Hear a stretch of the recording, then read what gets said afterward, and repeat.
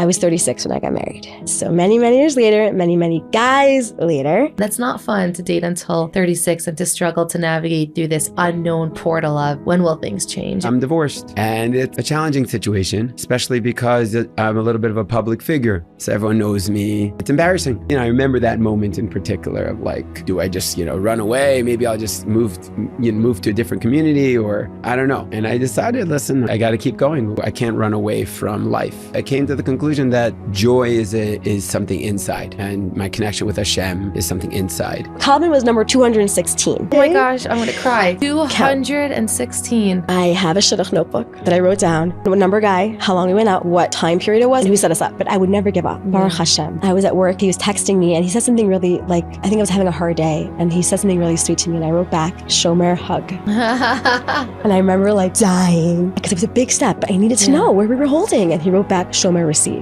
I just started crying. Small things like that where it was okay, it's working, I can do that. And we only went out 2.5 months. There's a God in the world. There is a God in this world. Don't think that if you maybe you did miss him, he'll find you a different way. God is not like your enemy. And God also has different stories for every single person. Don't look at that single girl and go, oh God, I'm gonna be just like her. No, every single person has their own, my story, I think about it, it's so me. Don't look at anyone else. There's no comparison. There's no comparison. God is literally writing your story.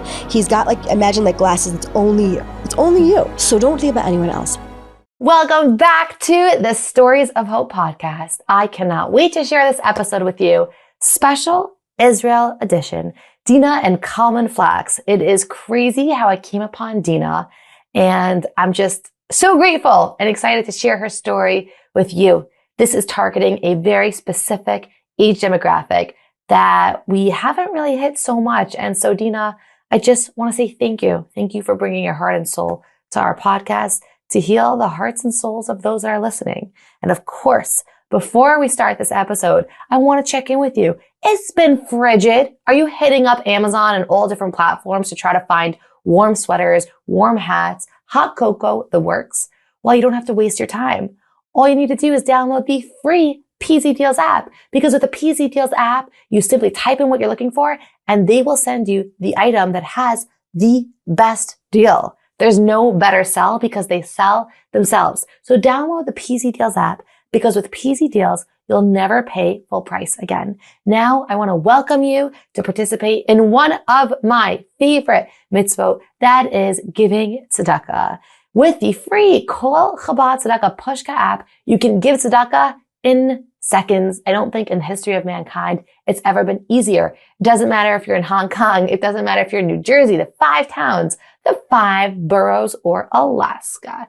You can all give tzedakah with me when you download the Kol Chabad Tzedakah Pushka app, and your contribution is going someplace so meaningful, and we need it. So join me as I do every week in giving tzedakah with the Kol Chabad Tzedakah Pushka app. You can find more information in the show notes below. And without further ado, welcome to another special, handcrafted, heart-lifted, soul-invested episode of Stories of Hope. Hi, I'm Tzipora Grodko, and this is the Stories of Hope podcast. Wow, this is really exciting. Here we are in our Israel studio. And Kalman, we haven't met yet, but the way that you got into the seat today is because I saw a flyer that said Deena Flaks is going to be speaking about how she met her husband at age 36 and her journey. And who knew how far WhatsApp could go from back in little old New York. So Deena, start us off by the beginning of your journey. Starting at what age, basically? Whatever feels like the beginning for you. Okay. So, born and bred in St. Louis, Missouri, normal yeshiva day school life. I went to Mechila for seminary, and always in my head, we used to call it my maiden name is Bienenfeld. We used to call it the Bienenfeld curse, that all my sisters got engaged at age 23. We were going to break that, record. We were going to get engaged at 19. That was the goal. Meanwhile, talking about me and my nieces even, we're talking about this. And I went to seminary. I didn't even say Shana Bet for a few reasons. One of them is because I wanted to start my life. I was ready.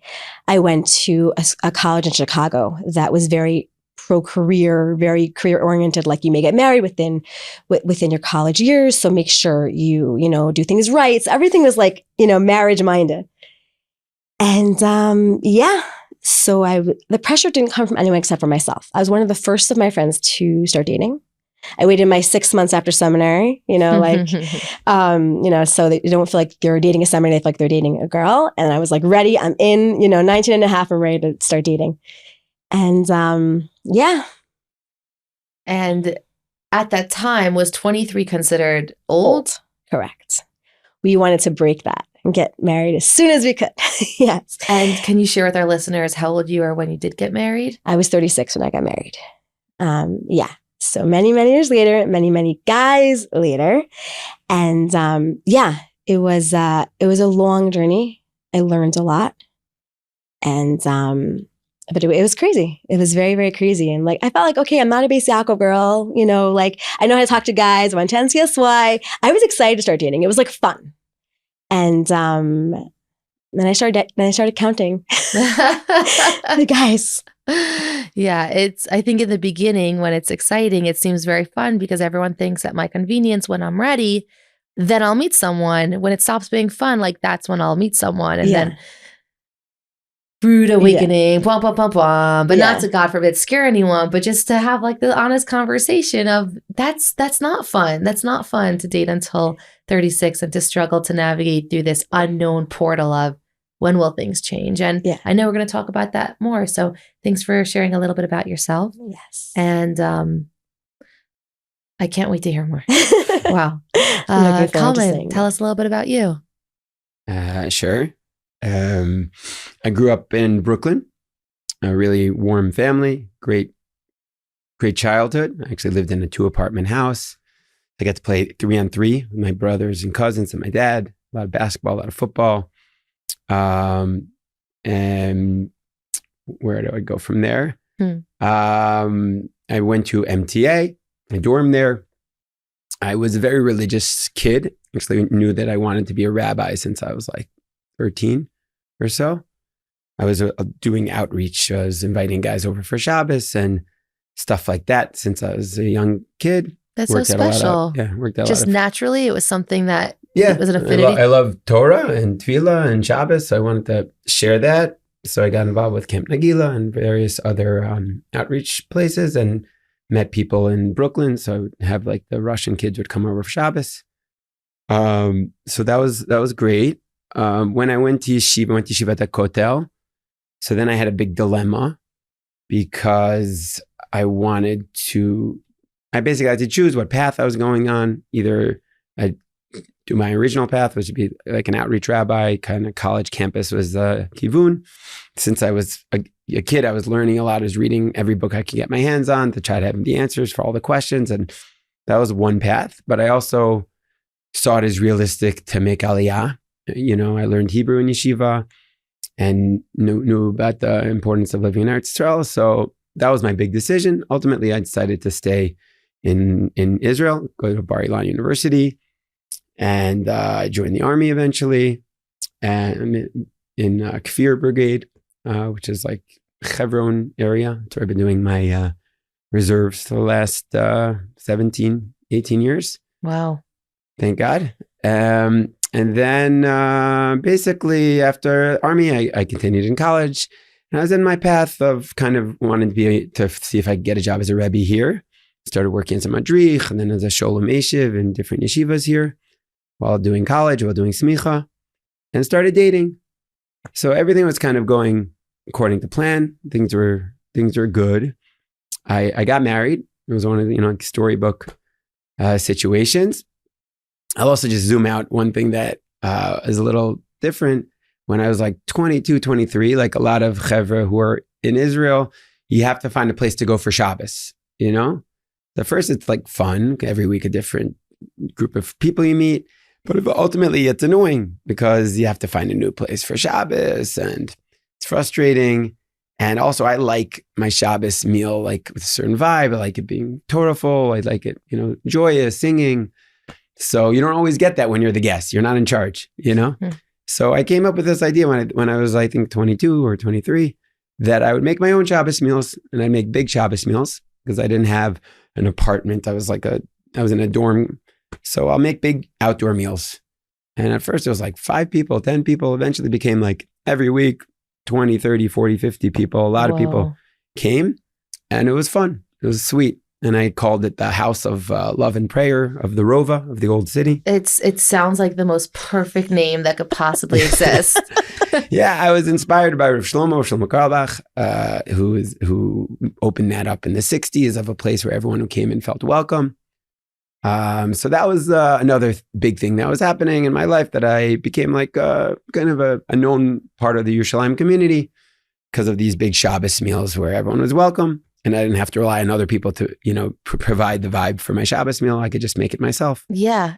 And what I love about what you just said is you felt like you couldn't get what you wanted because you were a guest. So you completely reframed the entire experience of becoming the host you always wanted to be. Right. And I think that's very inspiring for anyone that feels like they're tired of being a guest to consider what might happen if you take the plunge and give it a shot. And it might mean in the beginning, there's 5 people and it might be 5 strangers, but for the most part, every stranger is going to know someone else until eventually you become friends. And that's very inspiring. Thanks for sharing. It actually became, and it still is, like a community. Like usually the way it would go would be like half new people. People heard about this. Oh, cool. Jewish, not Jewish, all sorts of people who were one of the chavaya. And it was like a kiruv, type of thing. But at the same time, there also became regulars who just loved the vibe. They knew the shtick that I do every week. And they became like a community. It became like an Anglo community center for shidduchim, for all sorts of things. And who cooked the food?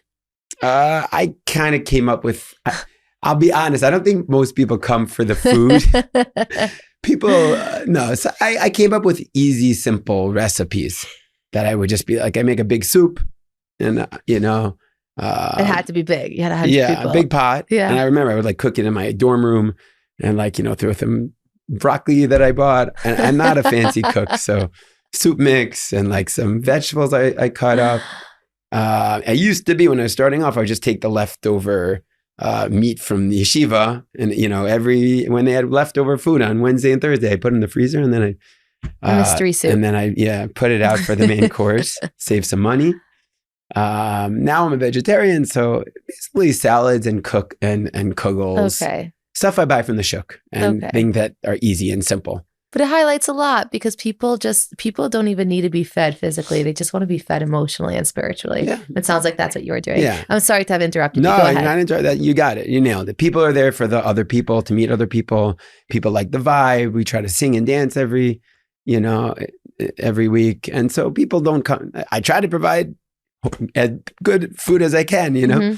but that's not really why people are coming. So anyway, so all that's happening, and things are really good. And I get married, one of these, like, everything's going to go on the path which I envisioned. Flash forward, now I'm 33, and I'm divorced. Didn't work out. Tried very hard, but things didn't go the way that I had envisioned, that anyone really envisioned, And it's a challenging situation, especially because I'm a little bit of a public figure. So everyone knows me, and it's embarrassing. That's one of the situations, to be divorced, and people say things, and there's rumors, and people, speak lashon hara and all sorts of things. And so I just, I remember that moment in particular of like, do I just, run away? Maybe I'll just move to a different community, or, stop being such a public figure, or, I don't know, and there's also self-doubt types of situations. So I remember that particular moment in time very strongly. But basically I decided I'm just going to keep doing what I'm doing, and at the same time learned a lot from the experience, and tried to deepen my relationships with my family, who were always there for me, my close friends. Can I ask you a question? Yeah. What motivated you to stay, even though it was more difficult, when your instinct was to run? Because it says in the Torah that being embarrassed is like someone is being killed. And that is something that I don't think we've addressed yet, that divorce is so public when your life is so private. You can't really hide that it happened. You can't really tell people, oh no, everything's fine. It's a very public experience, and it can feel very shameful because of what you said. You feel the judgment. You hear, oh my goodness, so inappropriate. You hear the gossip. What motivated you to stay when your instinct was to run? I mean, I didn't have too many other choices the way I saw it. Basically, I came to the conclusion that joy is something inside, and my connection with Hashem is something inside. And I can either choose joy. That's kind of like the phrase that I came up with, and just choose to continue, or maybe even continue to do the things which are bringing me joy. And part of that is helping other people, which is, these Shabbos meals and etc. It expanded, became Shirim. It became like a whole organization of communal events. And that's what brings me joy, helping other people and doing actions which bring joy into my life. And, I'll be honest, I did run away for, 2 weeks. I flew to my parents. I started reading a lot of books about happiness. I decided that's my thing. And I decided, listen, I gotta keep going. I can't run away from life. It just. Yeah. Can I touch on one thing that he said here is interesting, is that one of the first things I said I'm looking for in a guy was simchas ha'chaim, right? Was like happiness in life. And one shadchanit actually even told me, she's like, get rid of that. You're not really going to find it. Just like get rid of that one of the things that's important to you on your list. And that's literally like his mantra. And it's like, yeah, just saying. It's crazy. Yeah. That is crazy. Yeah. That is crazy. But having emunah, I remember at the time I would like go for a run. I made like a crazy ritual for myself. I'd go to bed early, wake up for nates, go to the mikvah and go for a run.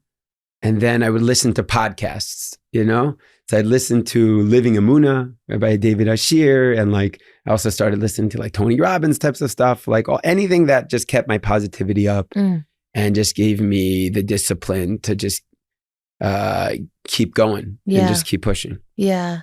And when you're in a space that feels so uncomfortable, you realize there's a choice to stay there, which it's so unpleasant, or to build enough intolerance to push forward and reach for something better. And I want to know what you would tell people who are gossiping or just heard that someone got divorced, and their instinct is to ask and to say and to share, as someone that's been hurt by that. What might you tell those people who are it definitely tempted? It definitely built a lot of sensitivity just for me personally. First of all, that the Chafetz Chaim's right. People really do just say stuff and they don't know. They just have no idea, especially when it comes to, marriage. The only people who know are the people involved, and no one else has any idea really what's going on.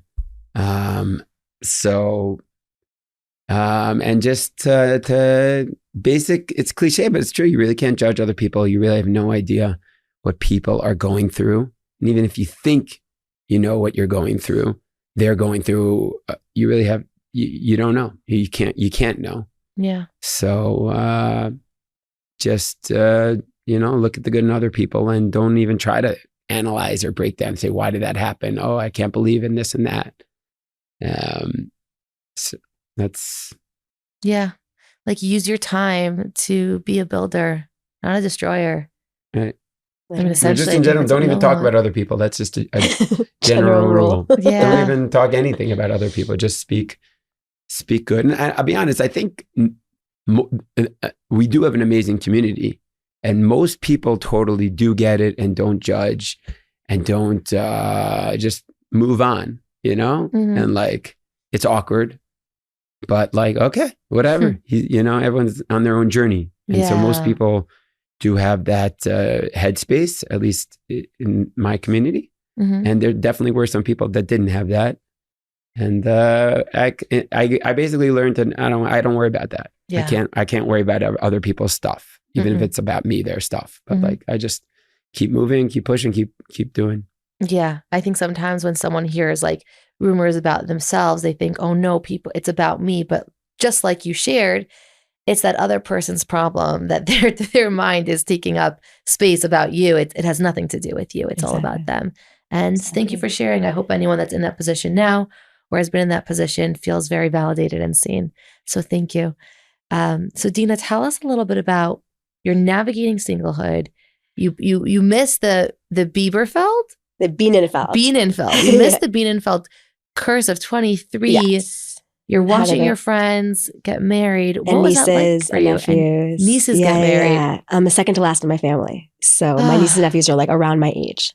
Okay. So yeah. What was that experience like for you? So basically, like, thank God things changed in my life. I feel like I look back, Hashem sent me so many shlichim, so many messages and messengers and situations that helped me deal with it. And in the moment, I may have noticed it somewhat, but in retrospect, it's like, oh my God, I look back and it's like, okay, so I go to New York for my, the year after college, couldn't find a job, so I went randomly there. I was boarding with a family. I was an out-of-towner. I had dates. Like, thank God, I never felt like I wasn't on the train, as I call it, so many people, Baruch Hashem, and like just go, one daters, two daters, nothing major. I had a serious relationship when I was 19, when I was 20, like I felt like, I was doing well. I felt like I call it my dating career. I was doing well, and the end of that year, my parents were making Aliyah. And it was always a dream I always wanted to make Aliyah because I felt like I had to as a Jew. And if I can't, I have to have a good reason. After 120 years to say to Hashem, it's the easiest time in history to make Aliyah. And I didn't because it wasn't comfortable. Like I had to have a good enough reason. If the reason is my husband's doing Kiruv in Timbuktu, okay, but I had it here. I felt like Hashem was giving me like a golden ticket. And I said to Hashem, if you want me to make Aliyah, if you don't want me to make Aliyah, you have to show me some huge neon sign. Like even the summer before we made Aliyah, like I was dating guys who weren't interested in moving to Israel. And I said, Hashem, so I say he didn't give me a sign, so I came, And people thought I was crazy, which is such a strange thing. People were like, making Aliyah when you're single? Are you crazy? Apparently there are no single guys in Israel. It was a very weird misconception. And I do believe people did think that was one of the reasons that I was single. Because you made Aliyah. Because I made Aliyah. And I constantly at the beginning years, people would say, come back. Are you finished yet? Like, are you, I was like, the longer I'm here, the longer I want to stay here, but it was the opposite. They were like, okay, so I have guys for you.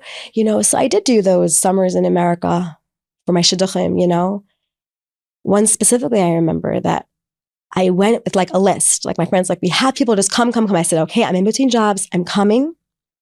The hardest 2.5 months of my life. I had very few guys to go out with. And it made no sense because everyone kept telling me, we have so many guys, come. And I did it. And I was literally my shtalis. I was doing it. And it was extremely frustrating. And then but at a certain point, I could come out of this frustration and I felt like I was being held in Hashem's hands because he was not allowing natural things to happen. Everyone said, come, we have guys for you. And nothing happened. Mm-hmm. At a certain point, I actually felt very consoled because it was obvious that he was almost like I feel like I was caged in. Like, I'm not letting you start relationships in America right now because it's not the place for you. It was like crazy because at a certain point, I felt like, everyone's getting married and I'm the last of my friends and family, etc. It's not natural what's going on to me right now. I'm above nature. I'm so special, whatever. But that also helped me. It was like, God is treating me differently. And I always felt like I was very close with HaKadosh Baruch Hu. Throughout my life, I always spoke to him and everything. And one thing I always repeat is that I felt like God and I were like this. I get God, This didn't make sense. So one hand, I felt like he was really directing my life. On the other hand, I felt like he was playing games with me. But then every so often, he would just remind me that he wasn't. Like things like this, where I almost got engaged twice at 23 and at 33. Different experiences both times. And right before I was ready, I started freaking out. And I cannot explain it. And I went to get Eitzah. People, of course, okay, let's see. I have cold feet, commitment issues. And I used to always talk to myself, like, is there a problem with me? I really was open with myself. And I was like, I remember one of the best compliments I ever got from a shadchanit was, Deena, you're so normal. I don't know why you're not married. I said, But at those times, I can't explain it. I was so ready to get married to these guys. And I started freaking out both times, freaking out. And my only explanation is that God wanted me to say, stop. And I had to rethink, why am I freaking out? And I feel bad to those guys that did it too. It wasn't on purpose. And through realizing something's wrong, I have no explanation for it. And that's just God. It's not normal. It's not normal. Other ways I dealt with it. Thank God. I always say, people say to me, I don't know, I could never do what you did. I said, you're right. Because God didn't give you this test. He gave it to me. He gives everyone the right test. Everyone has their own tests in life. And this one he gave me. Because Baruch Hashem, he also gave me the tools. And thank God I have a personality. I do try to be very optimistic. And I went out with, Kalman was number 216. Okay? 1 second. Okay. Oh my gosh, I'm going to cry. I used to 216. I have a shidduch notebook Yeah. that I wrote down. What number guy, how long we went out with, we went out for, how many, what time period it was, and who said no, and who set us up. Because I could refer back if someone's like, did you ever go out with so-and-so? And so were you picky? And I'm like, actually, he said no, thank you very much. Or I could set up people with guys that I went out with as well. But also I have this book, after 120 years, I'm bringing you up to HaKadosh Baruch Hu and saying, look what I did for you. And I'm a very organized person. So I did this because it made me feel like, Baruch Hashem, I was getting a lot of offers. It wasn't like nothing was happening. And that also made me feel like 216 guys. Yeah, but thank God it wasn't 18 when I was dating since from 19 to 36. It was all about perspective. There were times I had dry spells for sure, but and I say 216, but not really, because I really tried to be open-minded. There were guys that I went out with year this, and I went out with again 6 years later. A few of them. I would say probably 211 or something, because there are a few people. I count the relationships, One guy I went out with 3 different intervals, because I really, really tried to be open-minded. And again, I'm very close with my family. I lived at home. My brother has Down syndrome, and we're 2 years apart. And I really had an opportunity. We've always been close with him, but to really create the bonds. And I had an opportunity to be kibbutz avayim that none of my siblings ever had. And Baruch Hashem, Hashem introduced me to theater. I've always been the dramatic one in the family. But now in Israel, I was involved in so many different plays and productions, on stage, behind stage, and that it's like my calling. I love it. And other ways to get involved. And yeah, Baruch Hashem. So Hashem gave me, even though things were hard, I used to joke, are you going to laugh or are you going to cry? After you have that really, really bad date, can you laugh about it? Or can you cry? There are times where you want to cry. I'm not discounting that. But there are times where I remember Kim coming home one night and saying to my parents, oh my God, I had the best time. I learned so much about myself.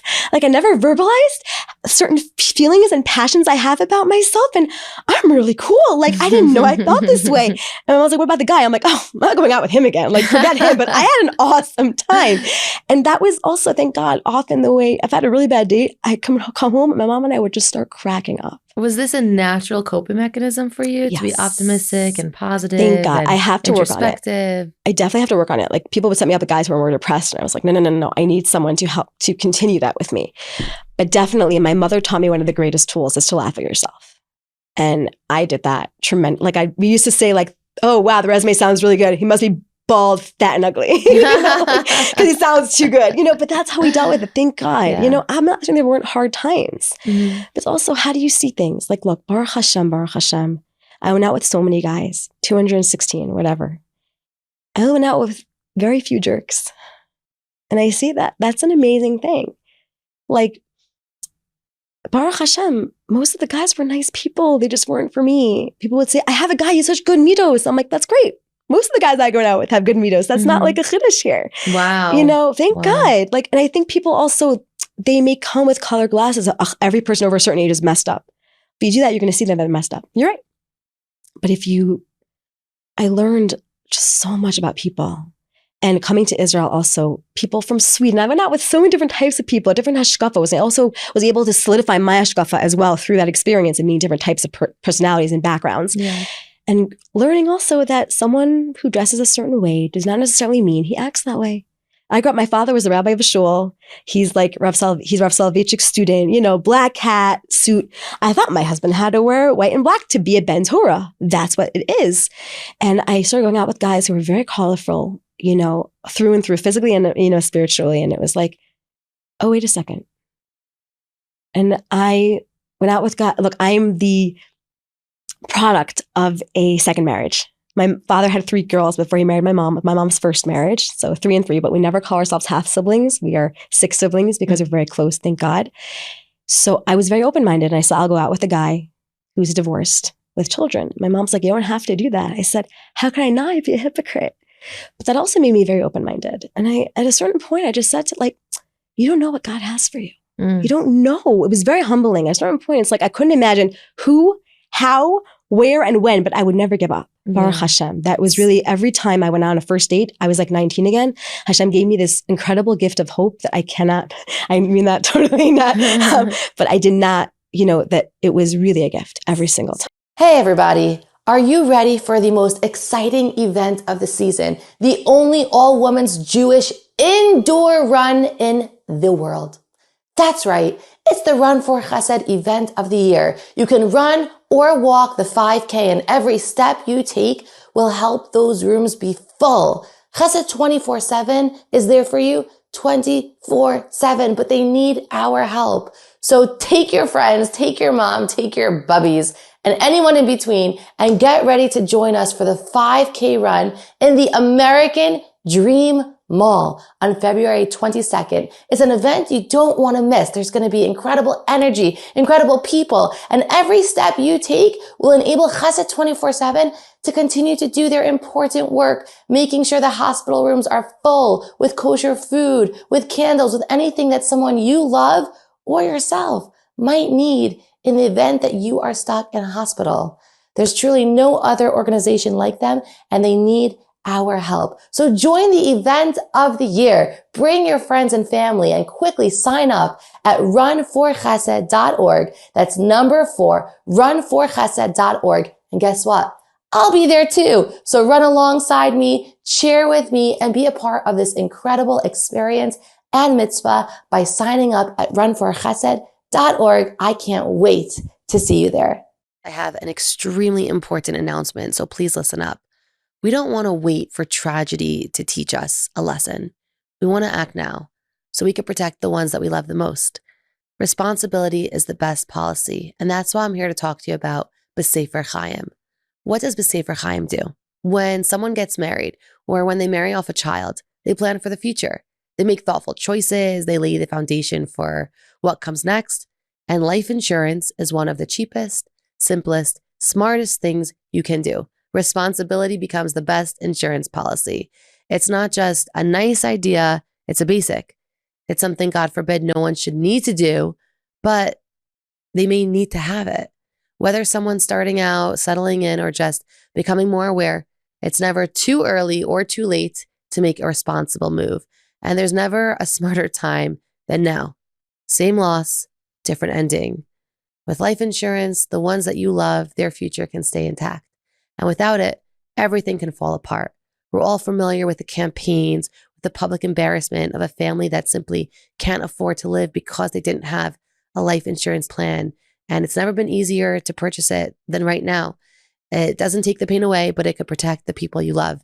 It's one policy and a world of a difference. And B'Sefer Chaim doesn't make 1 cent off of you. They're simply doing this to save the lives of those who will need it. It's $25 to $30 a month for $1 million coverage. Do it once, do it right, and do it now. So go to b'seferchaim.org or find the link in the show notes below to protect your future and the ones of the ones you love. So I want to go back a bit because your ability to navigate through this, and I know you said it was hard too. It sounds like Hashem really gave you this extra juice that maybe some people feel like they didn't even have to begin with. So I want to go back to the space where you said that you felt like you were freaking out because something just didn't feel right in the relationship. Because I think a lot of people can relate to that. And then they get that fear and shame of maybe there's something wrong with me or people are judging me. Can you explain more what that feeling was that made you think, no, I can't go through with this? Yeah, I was doing fine. Things were fine. I felt like I had clarity and I was ready to get engaged. And then I woke up one morning and I was shaking and freaking out and not feeling normal. And I had no explanation for it. Like it was like what's wrong with me? I was fine. Or like, you know, I had a date with the guy meeting my siblings, and afterwards I was like, not okay. I wasn't okay. I was anxious and I couldn't explain it. And I'm not like that personality wise, you know, or he met my parents. My parents thought he was wonderful. And I was not comfortable with him sitting in my living room all of a sudden. It was weird. It was weird. It was just like, I do, whatever, it's intuition, subconscious, whatever you want to call it, God, obviously. But it was, you know, and not being able to get out of that space and feeling quite scared, honestly. Because what's wrong with me? What is wrong with me? What, you know, even when I didn't get any, other times I didn't get any, you know, I wasn't even that point, but I was dating someone seriously. Also that happened where I was like, things were going well. And I started, why am I so nervous with him? Why am I so nervous with him? In the end, there was also something wrong with that, but I didn't know. It was almost like, I don't know, fight or flight. I can't explain it. It was a horrible feeling. I remember like thinking, okay, it's me. I remember listening to some random like meditation music thing just to get myself ready to go out with him the next day. You know, it shouldn't have to work so hard. It's crazy because I was thinking, what's wrong with me? Everything's going fine. All of a sudden, I'm like freaking out. So before you met Kalman, you're 36. Was there a point where you doubted yourself? You definitely become more self-conscious. And, you know, and as a single woman, you feel like everyone's always staring at you, which they are. Thank God, I've been approached at many weddings, people staring at me, and I'm like, here it goes, 5, 4, 3, 2. You know, I have a guy for you. I was used to it, and I was actually very grateful for it. But you become very self-conscious. And through guys that I went out with, if they were not so great with me, I found myself thinking, wait, should I say this? Should I say this? No, it's not him. He'll accept everything I say. I don't need to be careful. So you find yourself constantly like checking in with yourself going, no, you can be yourself. It's not that guy. He made you feel like you couldn't be yourself. You didn't realize it at the time. Go back to who you are. So I wonder if there's something wrong with me, but I really kind of knew there wasn't, which was huge relief. But of course you think, what's wrong? Of course you think what's wrong with me. And people think something's wrong with me. People look at me a certain way. But I did get a lot of people would say to me, guys I went out with would say to me, how did you start dating when you were like older or something? Because how are you so normal and so like not jaded and you're still dating? Yeah, it's really unusual. Look, of course I was burned out. But you just like, people say, how are you not depressed? I said, there's no other, you can't, like, you can't, hard. I'm not going to choose depression. Like, because you need to just keep going. And thank God I had it wasn't my only thing in life. You know, I had wonderful friends. And again, I had theater and I had different jobs. And so I'm sorry, I'm going to interrupt you. Yeah. You had friends, because I find that loneliness is the most challenging part of navigating singlehood.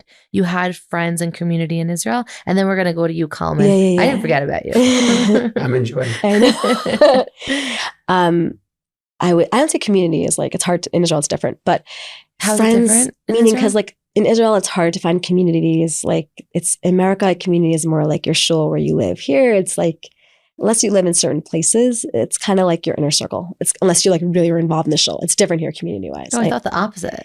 I thought it's easier here. It depends what you consider a community. It's complicated. But no, you still have your circle of friends, but I don't know if it's really connected to your shul or connected to it depends. Okay. But my friends over the years, like I see that Hashem gave me, if some of the friends kind of moved on or got married, he gave me a new one. Like I can't explain it. Like I had a bunch of friends and they just kept kind of renewing themselves until like, now I'm good. You know, even like my friends that, you know, had less time because they were married or whatever, it was okay because I either had other people or I kept in touch with them in a different way.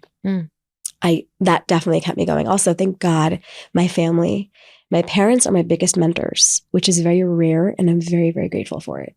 That's why I could live at home. They were like people I spoke to about dating and they were objective, you know, and my father, like he trusted me. If I felt something, they would obviously ask questions, whatever. If I thought that it wasn't a good idea, like they trusted me. They trusted you the whole time. They never indicated that they doubted your judgment. No. So that's what it is. Yeah. Deena. I'm looking at you and I'm listening to you and I'm like, God, with all due respect, your experience is not normal.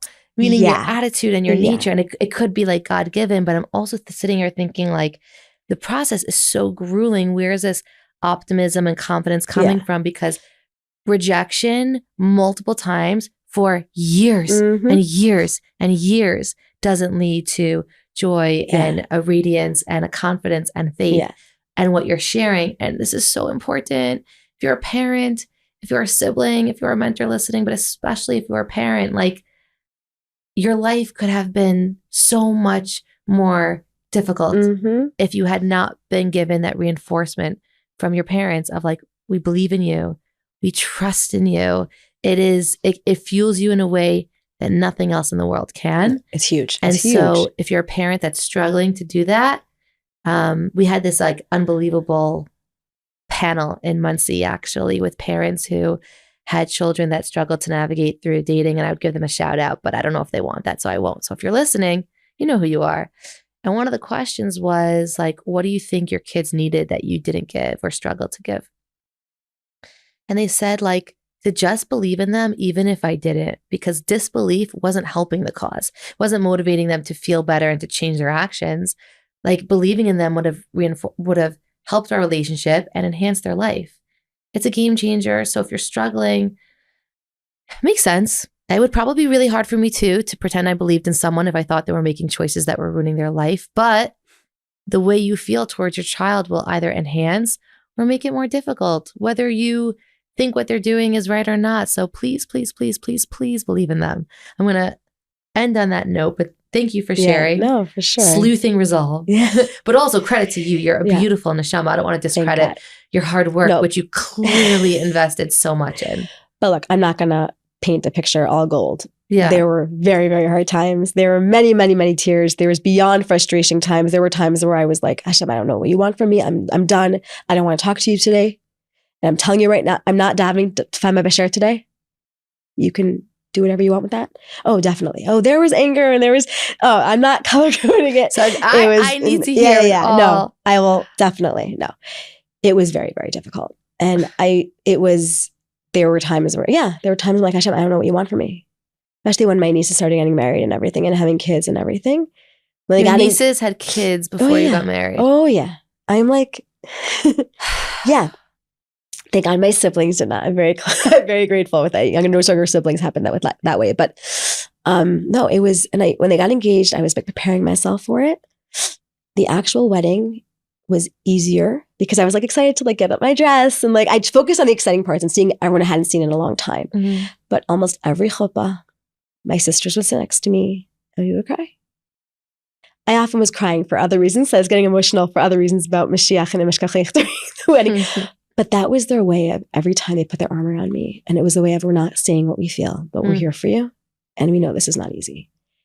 And it was very, And don't compare me to every other single. You think I'm going to end up being like them? For sure.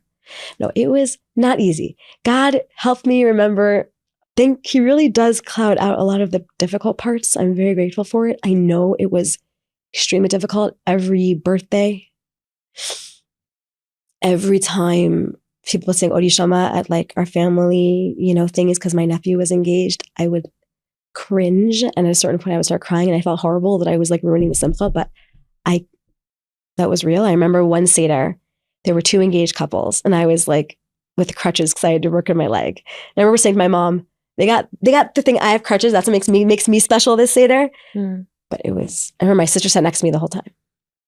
Yeah. Oh no, yeah. It's not easy for sure. And I'm an emotional person. I wear my heart on my sleeve. And yeah. Well, thank you for sharing. Yeah. Oh, I can keep going. Yeah. Thank you for sharing. For sure. No. I'm not an angel. B'chalal.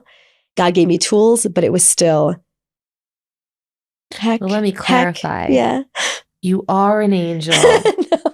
And it was hard.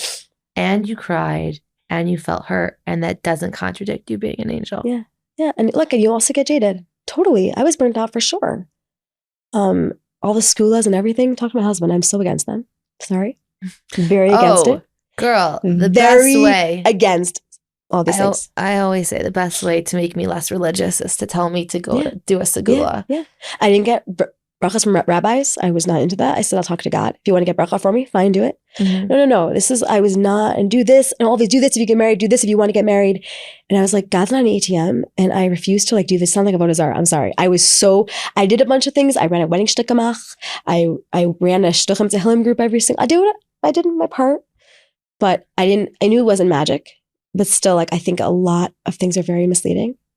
And I don't believe God works that way. I think it may help. Who knows? My sister said she wanted to write an article when I got engaged of all the segulos my sister did and didn't work, because I think that it's not so simple. And I will get into this when we talk about how we met, but I always said that when my Yeshua finally happens, I don't want it to be a story. I want it to be because I did this and this and this worked out and that happened and then he came. No, I want it to be that one random day. And that's exactly what happened. You have to check out Pizza Biza, making fresh hot pizzas on the spot by their professional chefs, indoor or outdoor in their pizza ovens, meat or dairy, plus full catering around the tri-state area and Florida.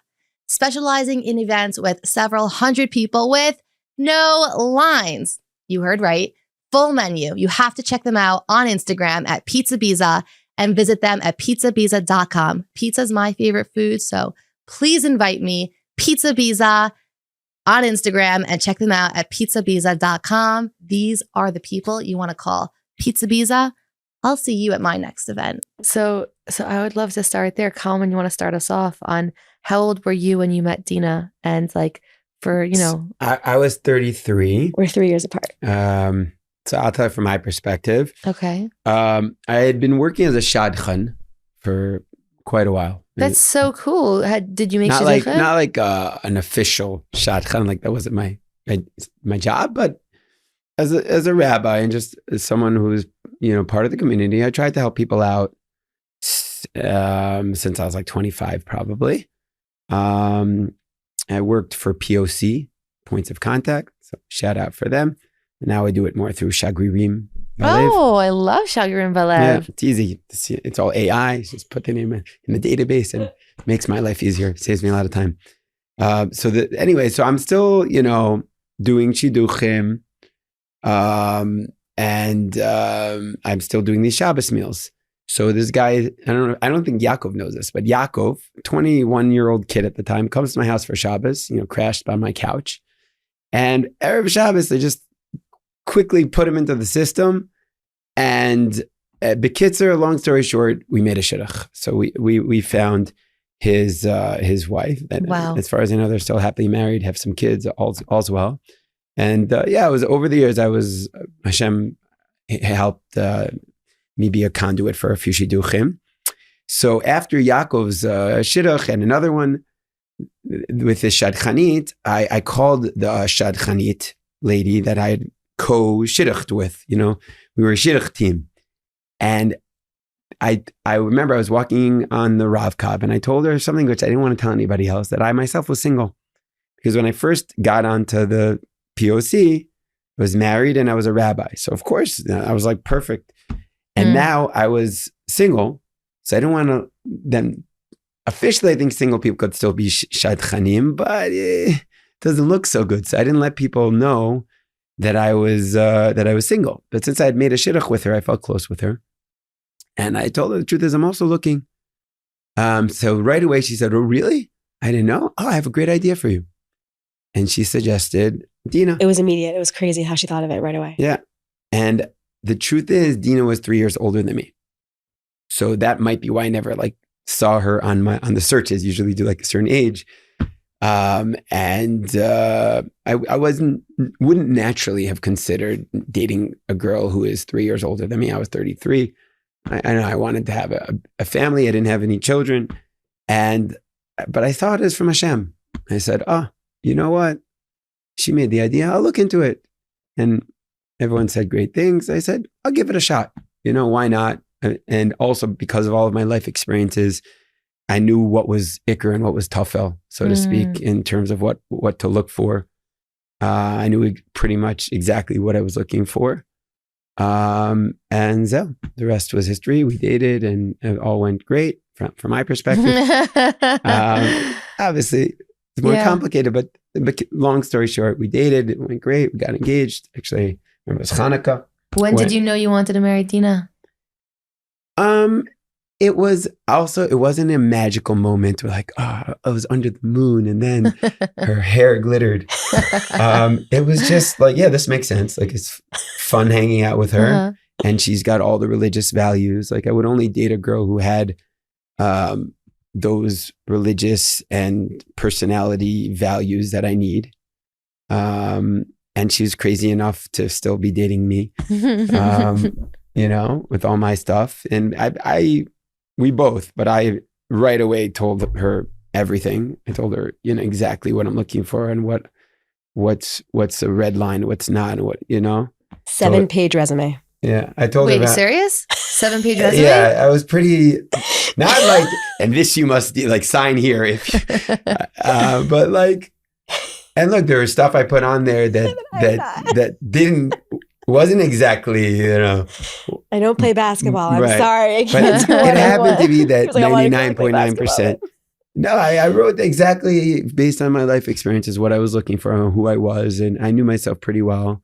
And also throughout that process, I had very close friends, therapists, everything, you know, a friend who's like a life coach type of character, my family. I was really schmoozing with mentors and important people and, you know, people who knew me well and knew me throughout my journey to keep me aligned. So it went. And that's kind of what I tell people. You go, and if things build and it makes sense and everything seems right, you take a chance and you go for it. That's I tell my students and I tell my friends, like, I don't think there are any guarantees when it comes to marriage. Yeah. And once you're married, you always have to take the perspective that it's from Hashem and there's Bashert. And you do everything you can to make it work, and assume that it's all from Hashem. But I don't come in with a proposition that in order to make that jump, you need to know somehow, like, there's no baskol that's going to come and give you that. It'd be so great if there was a baskol that was like, yeah, no, to the left, a little bit to the left. Right Maybe there. Some people have that, but no, but you didn't just jump. No, like, but you didn't just we dated jump. at a normal rate, and Yeah. we're engaged at a normal rate. And the entire time, of course, because of my past, I was making sure everything is still good. I was a little worried, in fact, that we never got into a real argument. And did we get into an argument until we were married, which was problematic because I wanted to see her when she wasn't on her A game. But what can you can't with this one? What can you do? Beautiful. So let me turn to you, Deena. What was your experience like when you heard about very, very, very Kalman? different. He was like, well, I mean, a shidduch now. Yeah, he's got a story. Like, for me, it's like totally opposite. I was on this POC for quite some time. Different people representing me. Someone else switched to me. Okay, you want to represent me? Okay. Years and years I was on this. Come on, okay. And like, I was on many, many sites. You know, it was just one of them. Okay. Oh, I have a site. You want it? Can I put you on it? And I'm like, okay. You know. Then I ended up meeting this couple. They say they'd be good contacts for you. And she said, you know, I'm on POC. Can I represent you? I said, yeah, sure. And but I really trusted her and her husband very much so. And this is years before I met him. But still, I knew that she was on top of my shidduchim on that website. And this is all during Corona. We this person who he made a shidduch with, but like, so I met her on the phone. Couldn't really tell if she got a major feel for me. Set me up with like a few guys, really not a good idea, you know, whatever. She tried, but she didn't. So to the point that the last POC guy that I got kicked off the site. Like, you got kicked off the site? Meaning I got him kicked off the site. Oh. Because of certain things he said to me when I wouldn't go out with him. So after that experience, my contact was like, okay, I'm not letting you out with anyone unless I meet them first. So then this person immediately was like, oh my God, he's so for Deena. She called my person. She's like, oh my God, I have someone for her. Oh my God, oh my God, oh my God. Meanwhile, I didn't necessarily trust her because the other idea she had, but this is my contact. So on a random day, I'm walking to work, I get a POC thing. Okay, I look it up, 7 pages. And I have a lot of questions because 7 pages, but I'm intrigued. And one thing that he says is that I'm looking for a woman who talks to Hashem. I was like, whoa, that's crazy. After all my years of dating, I never heard that. And that's me. So I called my contact. She's like, sorry, I can't talk right now. Is it that bad? And I'm like, no. I said, I have Yashar Koach to her Zrizas. She said, She met with him on Zoom that day with her husband for 45 minutes before she would let me even go out with him. It's all within that day though. She called me right back. I'm at work. She's like, Deena, you have the green light for me. Checked into him. People say to me like, what was it about him that made him the one? And I have two words for it. Siyata d'shmaya. I have no answers because it doesn't make sense. I basically just kept waiting for something to go wrong. Yeah, after the first date, did I tell my sister I think he may be the one? Yeah, I said that a million times before though. Like, actually, a few guys before I went out with Kalman, I had a bunch of guys that I had a lot of good chemistry with, which isn't common. And I was like, wow, this is so nice. So okay, I also have chemistry with him. Great. First date was great. Second date wasn't so great. I started seeing things differently and feeling things differently and thinking differently. Like other times, my husband's like Karlach. Okay, I come from like Brisk. 10 years earlier, I would have said, you live in Nachlaot. Like, it's not for me. And I found myself saying like, instead of saying he's not for me, I said, it's not me, but that's okay. And I couldn't have said that 10 years earlier. I remember talking to my best friend about that and saying, why couldn't I have thought this way and felt this way 10 years earlier? She's like, you fool. 10 years earlier, it wasn't him. Like, it's a good thing you didn't think it that way 10 years earlier. And it was just like, okay, and keep going and things are okay. And at a certain point, I do believe the subconscious has power. I think that my subconscious put up a lot of emotional walls for me. So cerebrally, I felt like we could really weather life's challenges together. We make good partners. That's how I felt. I felt like it made sense, but emotionally, I was very inconsistent. And it was driving me crazy. And I remember talking to a friend of mine at the time, and she's like, you're still going out with him? And I was like, yeah, I don't have clarity. In the past, that would have meant next date, probably I'm saying no.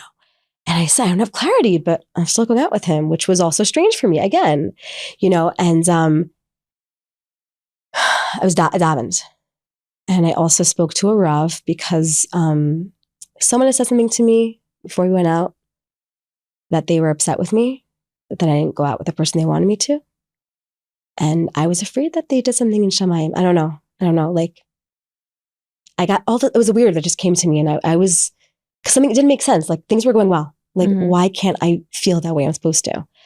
And my father went, I was told that I did the right thing. Whenever my father went to a Rav, who said, number one, she did nothing wrong. And number two, V'im kacha, ani koret hagzera me'ashamayim. He says, even if it's so, I'm tearing up that decree. It doesn't exist if she has something against her and she's stopping something from happening.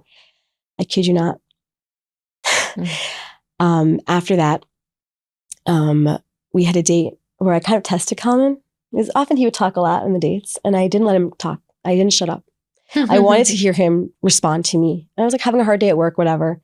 And he did well.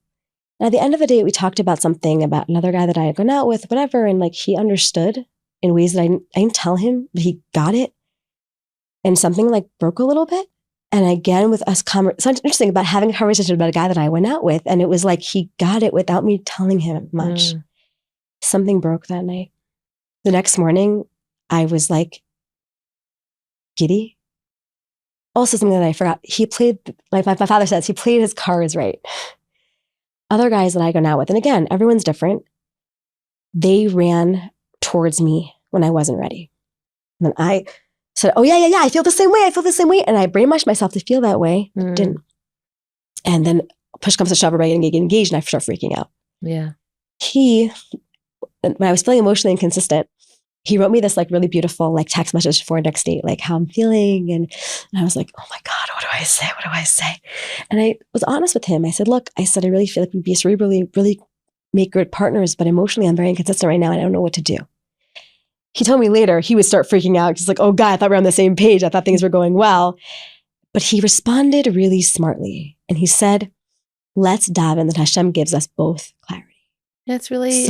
it's really calming because there's no pressure in that. Yes. So I don't know why you did it, but that made me think incorrectly that we were on the same page. He felt this. He also wasn't sure. Great. Yeah. 2 weeks later. Beautiful. I was ready to get engaged. Pressure. It's not normal. Pressure does not help anything. I really believe this in a lot of situations. If the guy moves back a little bit, the girl's going to run towards him. And I spoke to another mentor about this also, for sure. It's so important. It was crazy. And all of a sudden I was like, and yeah, I I started taking steps that I hadn't done in the past, or I did in the past, but they didn't work. And scary steps, like where one night I was at work and he was texting me and he said something really like, I think I was having a hard day. And he said something really sweet to me. And I wrote back, Shomer hug. And I remember like dying because it was a big step, but I needed to know where we were holding. And he wrote back, Shomer received. I just started crying. I ran to my coworker. I'm like, oh my God. And he was like, that was really hard. I'm like, yes. Like small things like that where it was like, okay, it's working. I can do that. And we only went out 2.5 months. And before that, about a month before or something like that. 2.5 before engagement and then marriage also. 2.5. Everything was 5 months. It was done. And I said to him, I'm ready to get engaged. I have to say it now. I've never felt ready to say that before. And I'm nervous if I say it, I'm going to regret it afterwards. So I'm like, let me do it. Hanukkah. I told him, I think he was floored. He was floored because your engaged anniversary. Hanukkah, the gift that God gave me, Hanukkah, was clarity. Yeah. And there is no other gift like it. That's beautiful. Yeah, and I told him, he was usually floored because 2 weeks before I told him I was emotionally inconsistent. I usually show my tourists, I do a lot of old city tours. And that's the place in that spot when I was playing guitar right there, lighting candles, that my wife told me that she wanted to get engaged. That's very sweet. And he wanted to date for 5 months. He was not, but I was like, I finally feel it. It was like now, it needs to happen now. It needs to happen now. And after I said it, I didn't regret it. And I didn't start freaking out. And he gave me this calm that I never felt before. It was crazy. He said to me, he's like, 2 days later, he goes, let's wait a little bit. Let's enjoy this time. He was like, that's not right. Let's enjoy this time. And that's like about in a month from now. 3 weeks later, because quarantine does wonderful things when in Corona. Mm-hmm. And I was in quarantine for my coworker. And right afterwards, we got engaged. Beautiful. So in the last 3 minutes that we have, there's so much that the two of you shared. I want to know, what would you tell someone who is 36 plus and they, like you, have trusted their intuition, have felt like they've made good choices, and are now doubting themselves. And instead of being able to try to be faithful, they're filled with a lot of fear. Maybe there's something wrong with me. Maybe I did something wrong. Maybe I missed my person. All of these really scary thoughts. What might you tell them? Okay, one thing I did feel that was very lacking and people need to be more aware of, there's a God in the world.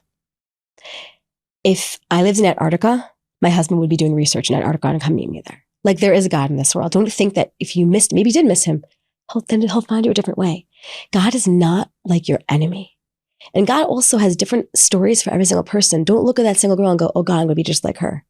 No, like every single person has their own. I mean, my story, I think about it. It's so me. Everything is, don't look at anyone else. There's no comparison. There's no comparison. God is literally writing your story. He's got imagine glasses. It's only you. It's only you. So don't think about anyone else. A. B, there is a God in the world. You didn't miss him. You didn't miss him. Don't think if you made a wrong decision, fine. So I remember thinking that when I didn't have clarity and I ended up saying no to a guy, I was like, and if I made a mistake, so I'll meet him again. Check in with yourself. I remember I did this once. I think I remember this. Write down your good qualities. Write down what means something to you and then read it to yourself. You go, does this sound like I'm not marketable?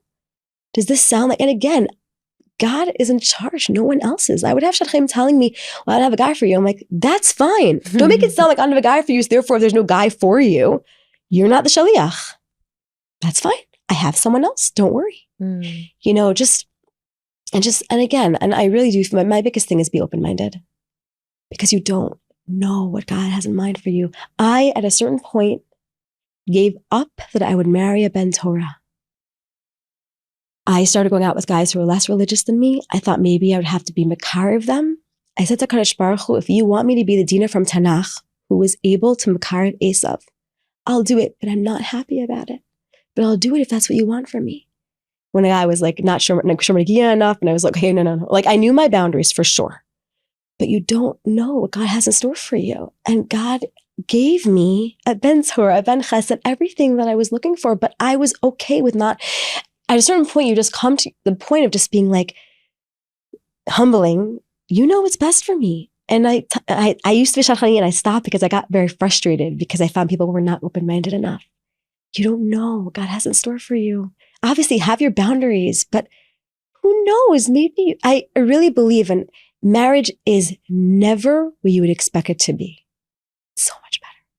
You could never dream of what it could be as a single person. You can't. And because there's a spiritual aspect to it, God infuses, like, there's a holiness to it. So you can't imagine it until you're there. Like, I don't know. Beautiful. I really believe that there's so much there. We say Hayahoveh v'Yehyeh, he is, was, and always will be. And then when it comes to the greatest things in life that we feel we're lacking, we think that, oh, but he's not here. Mm-hmm. I don't think there's anything more powerful than hearing God's in charge. And in your attempt to make good choices, he's not going to say, well, you snoozed, you lose. Yeah. And I think it's the gullus and misinforming people that cause us the greatest doubt, which leads to the greatest fear, which leads to depression, dissatisfaction. And I think that your episode is a beautiful remedy for a lot of that. So thank you for sharing. Kalman, is there anything you want to add for someone listening who could relate to your experience? Yeah, I would just say you have to live in two worlds. On the one hand, the world of hishtadlus, in the world of whatever that means for every person. For, you have your Shema Kolenu, that's your time to daven to Hashem. I don't think there was one Shema Kolenu I missed since I was 14, not davening for my soulmate, and doing whatever you need to do. Talk to the shadchanit, whatever, go to the singles event, do whatever you do. Check the box of hishtadlus. And at the same time, you have I need to make myself the happiest person possible. Just, independent of whether I meet my soulmate or not. I have to be, as single Kalman, single Joey, do what I need to do to be the happiest, holiest, best person. I'm sure there's a Joey right now listening who had to hear that. So that was real siyata d'shmaya. Thank you both for coming in. This has been really, really special. Thank you for having us. It's been a real class. Thank you so much. Thank you. Thank you for being here for another special episode of Stories of Hope. What do you think? I would love to see your comments. I'd love to hear your insight. And Deena and Kalman would love to see how this episode impacted you. So all thoughts, feedback, and comments are welcome in the comment section below. It's one of the easiest and most heartful ways to say thank you to our Stories of Hope community and to our special guests who joined us. And of course, if you have any questions, if you want to come on the podcast, if you have a nominee, you know what to do. Hope you're not getting sick of me. Send me an email to soh@meaningfulminutes.org.